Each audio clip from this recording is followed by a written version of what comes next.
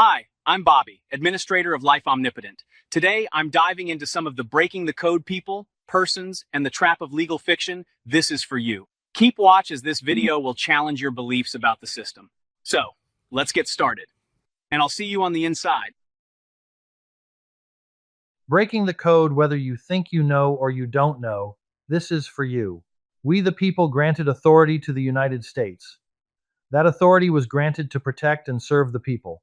Then the United States extended rights, protections, privileges, and obligations to all persons and entities created within that trust structure. By breaking the code, we can clearly see how it actually works. Anyone teaching something different is teaching beliefs derived from narratives. It is just that simple. There is a universal system. This is Source Creator. Within that system are processes governing everything in it. This is the living. Man is an expression of source creation in physical form, and therefore has dominion upon the land as a living man. Everything man creates is subject to man, except other men.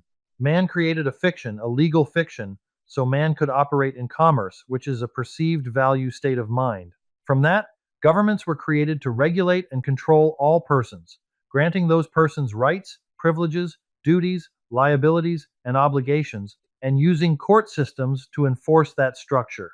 So when people create fictional entities such as banks, insurance companies, corporations, trusts, or any other type of person, they do so through government. Every person exists only by operation of that created structure. And while all persons are recognized within that system, the type of person created determines what rights, duties, liabilities, and obligations attach under law. And because we the people agreed to operate within a commercial society, everyone must use a person recognized within the government system in order to do business lawfully and be treated as legal within that structure. We created that system to protect people from the acts and actions of other people, and to be protected from the acts and actions of others in return. In that sense, it is a remarkable system. So the real problem is not the existence of the system itself, so much as who people believe they are in relation to the system. When you believe that you are a person, that the person is your name, and that the rights attached to that person are your rights, you are making a statement to every office, agency, and court that you are claiming to be the person. By doing that, you also unknowingly accept the duties, liabilities, and obligations attached to that person. Your own words, conduct, and responses create joinder. And once that joinder is created, the system treats you exactly as what you claim to be. That is why what we say matters so much. Most people think the trap begins when a court moves, when an agency acts, or when some document shows up. But most of the time, the trap begins much earlier, the moment a living being starts speaking, answering, identifying, and defending as the person. The system does not need to force that identity when people are already claiming it with their own mouth. For thousands of years, men who understood system and process have taken those same mechanics and bent them into narratives. Then they repeated those narratives until beliefs were installed in the minds of man. Once belief is installed deeply enough, people stop examining what they are saying, what they are agreeing to, and what they are identifying as. They simply repeat the narrative as if it were truth. On this timeline, this system was realized over 564,000 years ago. The names changed, the appearance changed, the packaging changed, but the system is still the same. It has only been modernized. And still, people somehow believe they are going to figure it out, beat the system, and win by mastering the very structure that was built to govern the fiction. But that was never the answer. The answer has always been to know who you are, declare your capacities from that state of being, claim control, and operate without the requirement of being governed. That is the line most people do not want to face, because the moment a man is willing to argue, he is also admitting he requires being governed. That is the choice, to be governed or not to be governed. But a man cannot be both at the same time. And this is where people need to become honest about the cost. In the meantime, they are miserable, angry, mad, frustrated, and outright belligerent with people around them. They are suffering. Their family is suffering. Their finances are suffering. They are spending their energy, attention, and life force on the hope that maybe one day, after they finally figure it all out, then they will start living. But does that make sense? Does it make sense to spend your life merely existing in the hope that one day, after all the struggle, all the confusion, all the fighting, all the paperwork, all the arguing, then you will finally begin to live? Does that actually make sense to you? That is the trap. Public content contains very little truth mixed into a massive amount of narrative. And because there is some truth inside it, people trust the whole structure. That is what breaking the code addresses. It addresses the public narratives around these subjects and exposes the truth buried inside them so the structure can finally be seen for what it is. What is a narrative? A narrative is not the whole truth. It is when man takes a small piece of truth, relabels it, places it inside a belief structure, and then presents that belief structure as if it were the whole truth. There is truth that systems use categories. Then that small truth gets bent into the narrative that the category called person is what people are. There is truth that order uses process. Then that small truth gets bent into the narrative that man-made legal procedure is truth itself. There is truth that documents can record and evidence something. Then that small truth gets bent into the narrative that possessing paper means someone knows standing, remedy, or lawful process. That is how narratives work.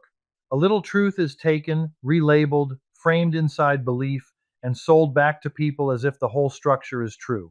And because I already know what people will do with a little bit of truth, the deeper part stays private. That part is not for the public side. It is for private side members only. That is also why I do not post documents the way so many others do. People take documents, profess they know what they are doing, start selling what they do not know, and scam others out of money. I am not giving people the ammunition to go shoot the gun with while pretending they know the process. If someone is paying attention, they should already be getting clear about why that matters. That is also why I do not use private side keywords publicly the way so many others do. I am not withholding truth out of fear. I am withholding private side language from the public because I already know what people will do with it. They will take those words, drag them back into their existing belief structure, repeat them as if repetition were the same as knowing, and then profess that they now know truth. After that, many will do what public appetite always does: package it, sell it, and hand it to anyone else who already shares the same belief. That is not truth being honored. That is truth being turned into another public narrative. Now let's go directly into one of the biggest traps of all, the word person. Most people use the word person casually. They use it as if it simply means me. They use it as if it simply means a human being. They use it as if it is just ordinary speech with no legal consequence attached to it. But in law, the word person is a classification term. It is a category term. It is not just casual language, it is system language. That is why the first deception is very simple. People say, I am a person, without stopping to ask what framework the word belongs to. Then some go further and say, I am a natural person, believing that this somehow places them on the private side. But that is where the second deception begins. The public has been trained to think that one type of person is somehow the private side, while corporations, partnerships, trusts, agencies, and the other legal entities are the public side. That is not the truth. Those are not two different worlds. Those are two sides of the same coin. They are all still within the system of legal classification. The private is not a type of person. The private is the living being. This is one of the biggest word traps in the whole structure, because people commonly use the word person to say who or what they are. And when they look up the definition, they see natural person listed, and they think they found safety. They think they found the answer. They think they found the private side. But what they are not aware of is that several things are happening in that wordplay at the same time. First, all on the list are still persons, just different types of persons within legal classification language. Second, by using the word natural, people are convinced or deceived into thinking they are outside the structure when they are still inside the structure. Third, they do not stop to ask the most important question of all. Why am I identifying myself with a legal category in the first place? That is the part most people never slow down enough to confront. Now, I want to be very plain here. People have been trained to believe that if they study law, they are gaining power. But what they do not realize is that studying man-made law without first distinguishing the living being from the created legal fiction is training them to act from within the structure of the fiction. They are unknowingly learning how to think, speak, write, and respond as the created side of a man-made administrative world. They are not first learning who they are as the living being. They are first learning how the created is expected to perform inside the system of the created. That is why so many people can study for years and still be mentally trapped. That is also why this subject has become so distorted. People are saying, I am the living man, and then, in the very next breath, they go right back to preaching rights, studying law, learning statutes, and teaching others how to function as persons inside the same structure they claim to have seen through. That is the narrative. They take one piece of truth, the living man, and then wrap that truth right back inside the belief system of legal fiction. So what they are really doing is not teaching the living man at all. They are teaching the person while using the words living man as cover. That is how narrative works. A little truth is taken and then bent back into the old structure. So people hear the correct words, feel like they are hearing something new, and never realize they are still being trained into the same trap. If someone is truly addressing the living man, then the teaching cannot begin with how to better operate as the person. It cannot begin with rights, statutes, codes, and legal argument as if those define the living. The created fiction cannot tell the living man who he is, and it cannot be the starting point for truth about the living being. That is why I keep saying the issue is not merely the law, the issue is identification. Once a living being identifies as the person, everything that follows is filtered through that fiction. Rights become the rights of the person. Obligations become the obligations of the person. Duties become the duties of the person. Defenses become the defenses of the person. And then people wonder why every path they take keeps leading them deeper into the same structure. It is because they never corrected who is speaking, who is answering, and who is being represented in the first place. And because people are teaching processes derived from narratives, what many are unknowingly doing is proving to the system that they are the person. That is why so many of their court documents, notices, affidavits, and bank mailings have no real effect, no enforcement, and no relief. Then, when nothing happens, the excuse becomes the bank is crooked, or now we have to take them to court to enforce it. But that only exposes the deeper problem. They are back inside the same fictional system, arguing cases before officers of that same system, asking judges operating within that structure to award the living man relief. That strategy is senseless. And the same thing shows up in what people call challenging jurisdiction. There are a lot of people professing to teach others how to challenge jurisdiction, yet while doing it, they are quoting legal codes, statutes, procedures, rules, and a swarm of other things that are themselves part of the very structure, giving the court jurisdiction over the person they are acting as. Then, when the argument does not work in their favor, once again, everyone is a crook. The judge is a crook, the court is crooked, the prosecutor is crooked, the whole system is crooked. But what they do not want to face is that their own words, filings, arguments, and conduct were already feeding the structure they claimed they were challenging. That is the narrative. If a man is truly challenging jurisdiction, then he cannot do it by standing inside the fiction, speaking as the fiction, quoting the fiction, and arguing from the fiction while claiming he is outside of it. That is not a challenge. That is participation pretending to be opposition. It is still the system talking to itself through the mouth of someone who has not corrected who is speaking. The simple truth is this: if the living man were actually operating the person correctly, he would not need to keep running back into the same system to beg that system to validate what he already claims to know. The fact that so many people must keep going back into courts, pleading, arguing, and seeking permission is proof that they never actually left the narrative. They are still acting from the fiction, still expecting the fiction to solve the fiction, and still wondering why the result is failure. That is why certain phrases keep circulating in public teaching. They sound powerful, they sound advanced, they sound like someone has finally found the answer. But what they actually expose is that the one using them still does not know who he is in relation to the system. Look at the language people are using: status correction, authenticating the birth certificate, secured party creditor paperwork, filing affidavits, filing declarations, sending documents everywhere.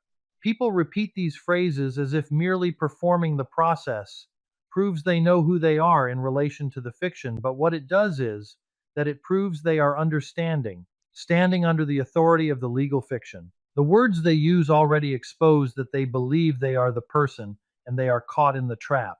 They are still starting from the paperwork. They are still starting from the record. They are still starting from the created structure.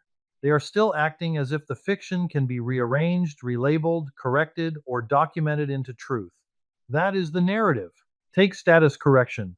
As it is commonly taught publicly, the very phrase assumes that status is something the system must recognize, record, or validate for you through papers, filings, and administrative process.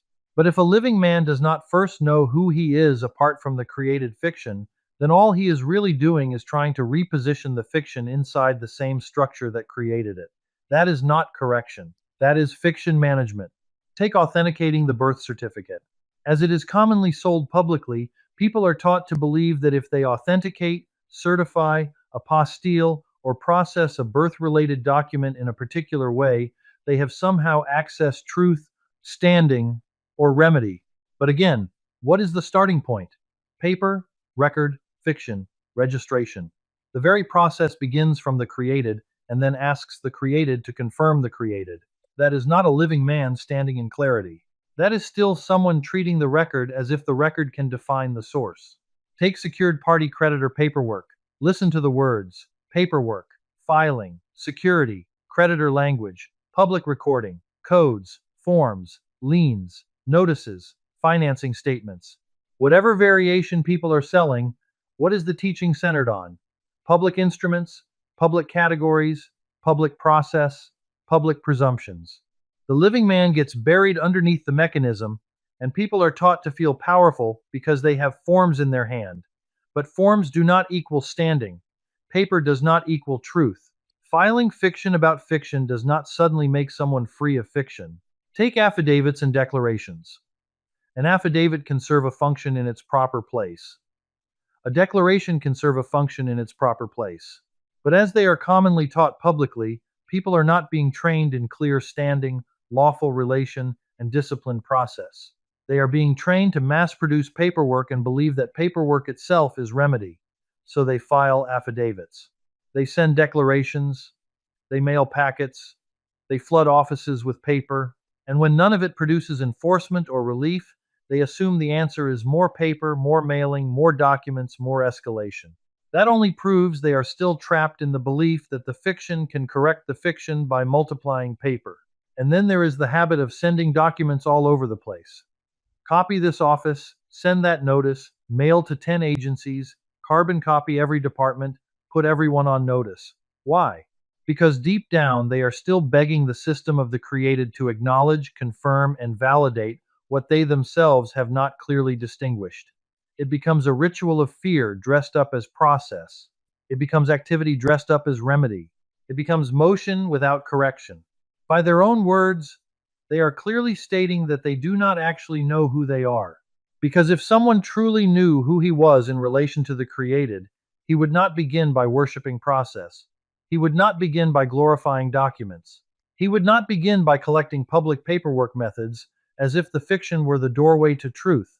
He would begin with clear distinction. He would begin with standing. He would begin with relation. He would begin with knowing the created can never tell the creator who the creator is. So when people boast about status correction, authenticated certificates, secured party creditor packages, affidavits, declarations, and mass notice mailings, what I hear is not mastery. What I hear is confession. I hear them confessing that they are still operating from narrative-derived process. I hear them confessing that they still believe remedy lives in paperwork. I hear them confessing that they still expect the public structure to reward them for learning how to better perform as the fiction. That is not freedom. That is not dominion. That is not clarity. That is the narrative in action. Before you tell self that you need to think about it, stop and ask self something honestly. What exactly is the process of thinking? Can you name the process? Can you state its order? Or have you simply been assuming all your life that because thoughts move through the mind, that means you actually know what thinking is? That matters more than most people realize. Because thinking is a process. A process has an order. And when the very first step in that process is programmed incorrectly, everything that follows gets bent with it. That is where arguing comes from. That is where fighting comes from. That is where division, segregation, confusion, and false certainty come from. People assume they know, and from that assumption, they build beliefs, defend narratives, and attack anything that threatens the programming they never first examined. So, this is not an attack. This is an invitation to become honest enough to question what you have been calling thought, what you have been calling knowledge, and what you have been calling truth. Because if the process itself is corrupted at the front end, then the conclusions built from it will also be corrupted, no matter how intelligent, educated, confident, or passionate someone sounds. If that question lands, then it should also become clear why the public side and the private side of the website both matter. The public side is there to expose narrative, break public belief structures, and show people where they are being mentally governed by categories, assumptions, and system language they never first examined. The private side is for those who are ready to go further without dragging truth back into the same public narrative they are trying to leave. Both sides are there to guide people with truth so they can operate with the public without being subjected to it. That is the point. The problem is not merely that the public exists. The problem is that most people do not know how to move through it without speaking, acting, and identifying in ways that trap them. What we say and do in the public is where most people get caught. That is where undesirable experiences begin to form. That is where joinder gets made. That is where standing gets given away. That is where jurisdiction is handed over by people who do not even realize they are doing it. That is exactly why the public side training matters. On the public side, there is a course called the STOP method. Even though the subject appears to be about what to do when getting stopped by an officer, it is much bigger than that. It is a perfect place for people to begin because it teaches one of the most important realities of all. What we say is where our problems start. Learn to govern that correctly, and a man begins maintaining standing without giving jurisdiction away through mouth, conduct, and response. From there comes the edge process. That is the process used to maintain standing in a courtroom so the court cannot simply move forward as if the living man is there to play the role they presume. That process is not about theatrics, noise, or performance. It is about relation, standing, restraint, and not feeding the fiction through the very acts and responses that keep people bound to it. And once that foundation is in place, then a man is far more ready to move into the private side and begin taking back control of every aspect of life. Not by collecting more narratives, not by copying more documents, not by learning how to sound more advanced inside the fiction, but by moving with greater truth, greater clarity, and greater responsibility in relation to what is living and what is created. And if you are still listening, then let that mean something too. Because most people do not stay with truth once it starts pressing against the identity they have been protecting. They turn away. They distract self. They rush to another teacher. They run back to another packet, another process, another phrase, another public belief that lets them feel secure without actually changing. That is the pattern. Anything except standing still, long enough to let truth expose what has been falsely called self. But if you stayed, then there is already something in you that knows this matters. It matters because no man can keep speaking as the fiction, acting as the fiction, defending as the fiction, and then honestly say he does not comprehend why the public keeps treating him as the fiction. It matters because no man can keep building from borrowed identity and expect truth to appear at the end of the process. It matters because life is too costly to keep pouring it into narratives that only promise that someday, if you keep struggling long enough, then maybe you will begin living. Living does not begin after the trap approves you. Living does not begin after the public validates you. Living does not begin after the fiction finally rewards you for learning how to perform it correctly. Living begins when a man becomes unwilling to keep calling the created by the name of the living. So if this has reached you, do not reduce it to something interesting. Do not turn it into another phrase. Do not file it away next to all the other things you heard and never used. Let it divide what needs to be divided. Let it expose what needs to be exposed. Let it correct what needs to be corrected. Then go to the website. Go to the public side and start where your own mouth, conduct, and assumptions have been trapping you. Go through the STOP method and begin seeing why what you say is where so much of the problem begins. Then go through the edge process and begin seeing what it means to maintain standing without handing the structure the very role it is waiting for. And when that foundation becomes real enough, then the private side will mean something very different than it would have before. But whatever you do, stop handing the created the place that belongs to the living. Stop calling the fiction your name. Stop calling the category your identity. Stop calling narrative truth. Break the narrative. Break the identification. Break the code. Then begin from truth.